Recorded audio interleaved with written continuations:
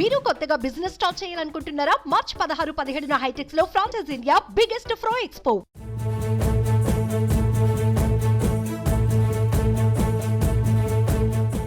లోక్సభతో పాటు పలు రాష్ట్రాల అసెంబ్లీ ఎన్నికలకు కేంద్ర ఎన్నికల సంఘం ఎన్నికల షెడ్యూల్ విడుదల చేయడంతో శనివారం నుంచి రాష్ట్ర వ్యాప్తంగా ఎన్నికల కోడ్ అమల్లోకి వచ్చింది.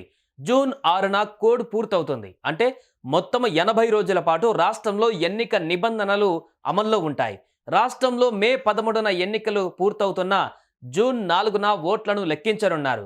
ఎన్నికల నోటిఫికేషన్ వెలువడగానే దేశవ్యాప్తంగా మోడల్ కోడ్ ఆఫ్ కండక్ట్ అమల్లోకి వచ్చింది.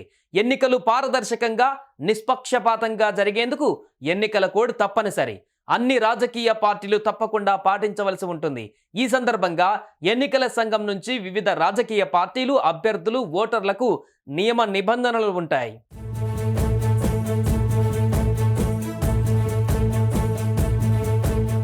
కోడ్ సమయంలో మంత్రులు, ప్రజాప్రతినిధులు ప్రభుత్వ గెస్ట్ హౌస్లను వినియోగించుకోవడానికి వీల్లేదు. కొత్త పథకాలను ప్రారంభించవద్దు. ఎన్నికల సంఘం అనుమతి లేకుండా ఎన్నికల అధికారులను బదిలీ చేయరాదు. ప్రభుత్వ యంత్రాంగాన్ని, అధికారులను, వాహనాలను వాడటానికి వీల్లేదు. ప్రభుత్వ స్థలాలు, కాలేజీలు, స్కూళ్లను ప్రచారానికి వినియోగించుకోవలసి ఉంటే రిటర్నింగ్ అధికారి అనుమతి తీసుకోవాలి. 50,000కు మించి నగదు తీసుకువెళ్లేవారు తప్పనిసరిగా ఆధారాలు తీసుకువెళ్ళాలి. లేకుంటే నగదును సీజ్ చేస్తారు. బంగారం, వెండి, ఆభరణాలకు కూడా సరైన ఆధారాలు చూపించాలి. మద్యం రవాణాపై ఆంక్షలు ఉంటాయి. మీడియాలో రాజకీయ పార్టీలు, వ్యక్తులకు అనుకూలంగా పక్షపాతంగా ప్రచార కథనాలపై నిషేధం. ఓటర్లను ప్రభావితం చేసేలా కుల, మతపరమైన వ్యాఖ్యలు చేయకూడదు. వదంతులు వ్యాప్తి చేయవద్దు. ఓటర్లకు డబ్బులు పంచడం, భయపెట్టడానికి వీల్లేదు.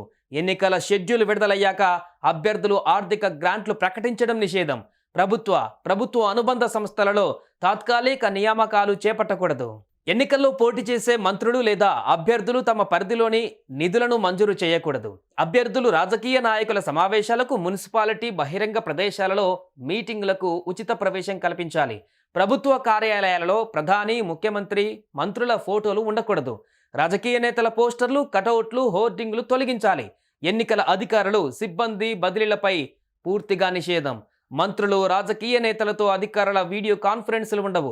లబ్ధిదారులకు ఇచ్చే పత్రాలపై ముఖ్యమంత్రి, మంత్రుల ఫోటోలు ఉండకూడదు. దేవాలయం, మసీదు, ప్రార్థనా స్థలాలలో ప్రచారం చేయకూడదు. పోలింగ్ కేంద్రానికి 100 మీటర్ల దూరంలో ప్రచారం నిషేధం. ఓటింగ్కు 48 గంటల ముందు ఎన్నికల ప్రచారం, బహిరంగ సభలపై నిషేధం.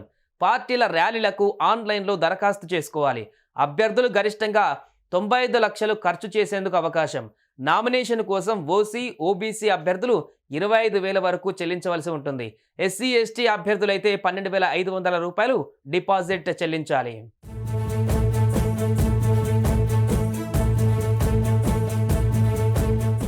సుమన్ టీవీలో మీ పర్సనల్ అండ్ బిజినెస్ ప్రమోషన్స్ కోసం కింది నెంబర్కి కాంటాక్ట్ చేయండి.